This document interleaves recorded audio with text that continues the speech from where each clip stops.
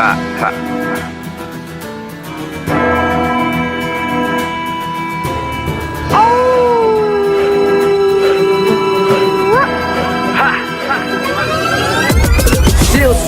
feel the wars, fighting my blood down to the core. Warriors from medieval age, fear the reign of night brigades. Crusades into the room, moving through the temples and tombs. Scared and place, prepare to face Professor Awesome and the minions of doom. Professor Awesome and the minions of doom. Professor Awesome and the minions of doom. Professor Awesome and the minions of doom. Professor Awesome and the minions of doom. Professor Awesome and the minions of doom. Every so often, there's something that happens in the academic and scholarly world which gets a lot of traction in public commentary. And yesterday, an article was published that by the time I woke up this morning, I had so many, there were so many messages and questions about it that I thought I need to respond to it right away and help clear up some misunderstanding. And that has to do with an article in the Harvard Gazette. I'm recording this on the 9th of April, 2019. This is published yesterday, called Breaking Down Beowulf.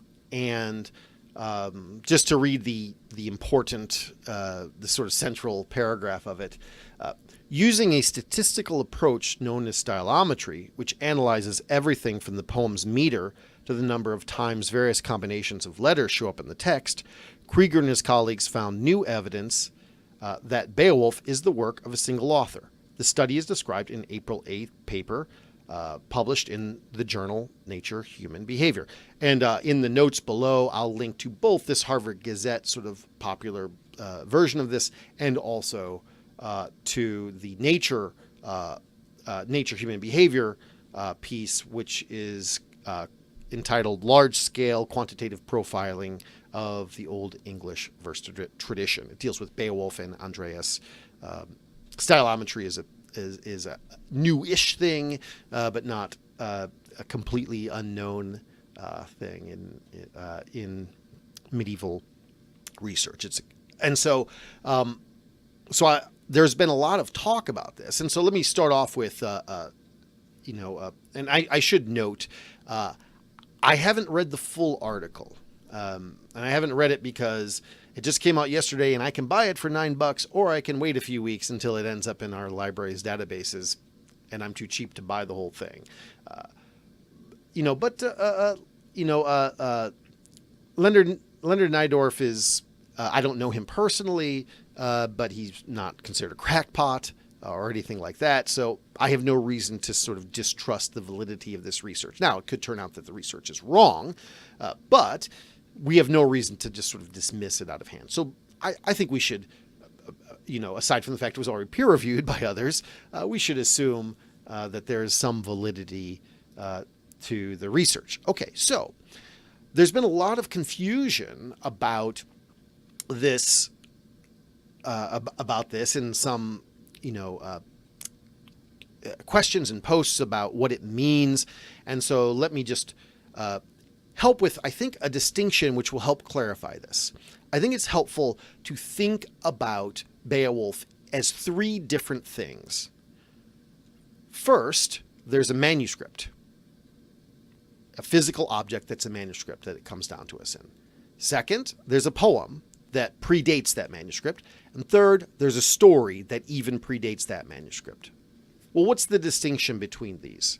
Well, take, for example, right here I have on my desk a copy of Frederick Kleber's edition of Beowulf. So Kleber didn't write Beowulf. Beowulf predates his edition. His edition, I think the first edition was 1922. So he first published this version in 1922. This is the third edition, so there are some changes to it. But Beowulf long predates it. And my copy, as old as I might seem to you, I did not get in 1922. This one's probably from the, I'm going to guess 80s or 90s I don't think there's a printing date on it, but let's assume it is. So it is really a generation later. So what is important in this distinction? Well, first of all, let's start with the Beowulf manuscript. the Beowulf manuscript we can pinpoint with a great deal of precision to the beginning of the 11th century. That's when it was handwritten on the object that we now have. That's when it was handwritten. That's when the scribe put pen to paper. But that doesn't mean that that's when it was written in terms of the poem. That's just when that person copied it down. And so when we know the printing date of something or a manuscript of something, that doesn't tell us much of anything at all about when something was composed, but it does give us an end date. It can't possibly be after that unless either the Beowulf poet or the scribe were a time traveler. It had to pre-exist or be written at the very least at that moment. So if you have a letter, the letter's written at that moment, in most cases. I don't want to get into other options there, but it's written in that moment, and it's certainly never written later, right? It must be written that moment. So we know that Beowulf cannot come from later than that. Okay. Well, we also have, and so what if multiple people hand wrote that? Does that tell us that multiple people wrote it? Well, no. I could, take a story and assign it to different people to copy different pages of it, but they're just the handwriting copy. They're just the copyists. They're not actually composing anything necessarily in that case. The other side of this on the far end is the story. Now, the story itself, we know, is pretty old. So, for example, we take the idea of Hrothgar. King Hrothgar is a real historical person. There's reference to a civil war that happens after he dies. That stuff really happened. Those are real historical events. And so when we look at Hrothgar and we look at all that, we can say, okay, well, that is at least some parts of the story must date back that far. And we have reason to believe that some other parts of the story, other archetypal parts, may date back much further than the historical Hrothgar. And these all kind of came together in a single text. Well, who passed on the story of Hrothgar? Well, lots of people. Hrothgar, being a real historical figure, has lots of figures talking about him. What this is about the poem itself, not about the manuscript, not about the story, but about the poem itself, that particular setting and verse. And so one way to think about this might be, I think a good example is the Disney cartoon from the 1970s of Robin Hood, where Robin Hood is a fox and I think Little John's a bear. Honestly, I can't remember all the details very well at the moment, but it doesn't matter, right? Disney does not create the story of Robin Hood. It's passed on and retold, not just orally, but retold in writing many, many times for centuries before Disney comes along and makes their version, right? Now, let's say I go buy a DVD, or I stream it, or I get any kind of other copy of it. That DVD copy of it, that physical object is like the manuscript.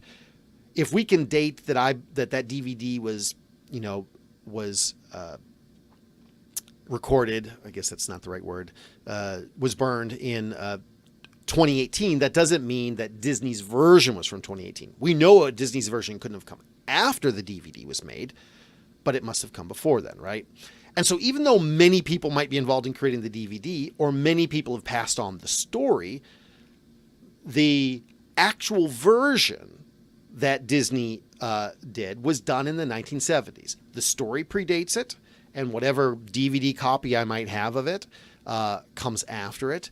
But that version comes in the middle. And so basically what this is an argument about is whether that poet who sat down and took this particular story that they may have had in oral form that they'd heard, or they may have had written forms, many written forms that they're adapting in the way that Disney's adapting Robin Hood, that they sat down and made it. And so this is evidence arguing that only one person composed the poem, not that it was that the story was never orally transmitted, nor even, I would argue, you have to be very careful and modest about this. You might even argue that parts of the story, the parts of oral transmission may have come from may have come to us exactly as it was from. It may have ended up in the poem exactly as it was. Certain phrases or oral formulas that the poet really liked or really wanted to use. This just argues that one poet sat down and wrote it.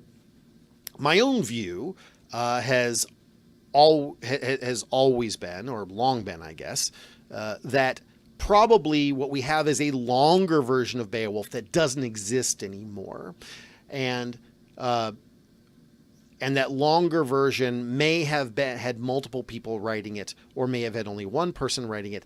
And the manuscript we have the reason it's so weirdly has these weird time jumps and things is because whoever's putting that manuscript together in the 11th century is putting together a book of monster stories. I didn't invent this idea. There are others who are doing this. And so anything that doesn't have to do with monsters gets kind of cut out of the Beowulf narrative, which is why you've got this sudden time jump where there are all these battles and Beowulf becomes a king, but none of that is in there. And so, this, in terms of, like, for example, my position, because my position is a modest claim, this kind of research would not either confirm nor deny it, because you could very well say, well, there was a much longer poem that was all written by one person and is cut down by the scribe or some subsequent person. Or you could say, no, as it turns out, there were 20 different writers of Beowulf, composers of Beowulf, not scribes, but composers of Beowulf. And the scribe just selects from those only the parts that have to do with monsters. Either way, it doesn't affect kind of my own view of it. It is interesting research. So I would say one last bit of caution about this. I've heard people say, well, this is kind of new research. Well, but we're pretty confident in this kind of approach, except the problem with it is we're dealing with a very small data set. If you're interested, say, for example, in dinosaurs, one thing you might know is that there are certain kind of species of dinosaurs that there are lots of versions, lots of bones, lots of evidence for. And we have some confidence of that. But very often we might have only a small amount of information, one bone or one fragment, and we know it's from a particular dinosaur. And so from that, we try to figure out all sorts of things. And even if our initial bit of evidence is completely accurate, think of it like shooting a bullet. If you shoot a bullet with great precision, but you're off by 1 degree, as you go further along, the distance between that bullet and the target gets greater and greater and greater. And the same is true for this kind of research. We have a very small data set, so we always have to be a little bit modest. In the abstract, I think they of the article, I think they're good about this. Not the Harvard Gazette, which is not, but they're not trying to address scholars. But you have to be a little modest and say, like, all this stuff is provisional and might need to be reworked later on as we get more and more information, because we only have the one Beowulf poem. If we had multiple versions of it, we could really do a lot better at working this out. But all that being said, I don't want to act like this is discounting this. It's good. It's very interesting research, and if it survives, the next couple of years in terms of people looking at it, I think it'll be an important part of how we think about Beowulf, what it is, and how it's transmitted.